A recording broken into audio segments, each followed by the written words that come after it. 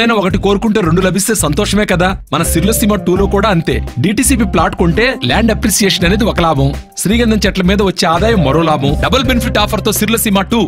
జనగామ జిల్లా పెంబర్తి వద్ద ఉద్రిక్తత చోటు చేసుకుంది. ఆరూరి రమేష్ ను తీసుకువెళ్తున్న వాహనాలను అడ్డుకున్నారు బీజేపీ కార్యకర్తలు. ఆరూరిని ఎర్రబెల్లి వాహనం నుంచి లాక్కొని వెళ్లేందుకు బీజేపీ కార్యకర్తలు ప్రయత్నించారు. ఈ సమయంలో తోపులాట జరిగింది. ఆరూరి రమేష్ చొక్కా సైతం చిరిగిపోయింది.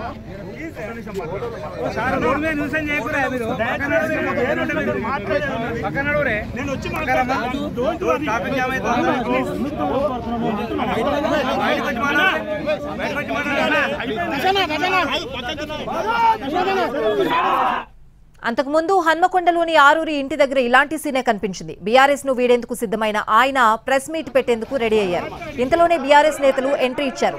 మాజీ మంత్రి ఎర్రబెల్లి, ఎమ్మెల్సీ బసవరాజ్ సారయ్య ఆరూరిని బుజ్జగించేందుకు ప్రయత్నించారు. ప్రెస్ మీట్ నిర్వహించొద్దని కోరారు. ఏదడిగితే అది ఇచ్చేందుకు పార్టీ సిద్ధంగా ఉందని బుజ్జగించారు. ఈ తరుణంలో ఆరూరి చివరి నిమిషంలో ఇలా చేయడమేంటని కన్నీటి పర్యంతమయ్యారు. ఆ తర్వాత ఎర్రబెల్లి తన వెంట కారులో తీసుకువెళ్లేందుకు ప్రయత్నించారు.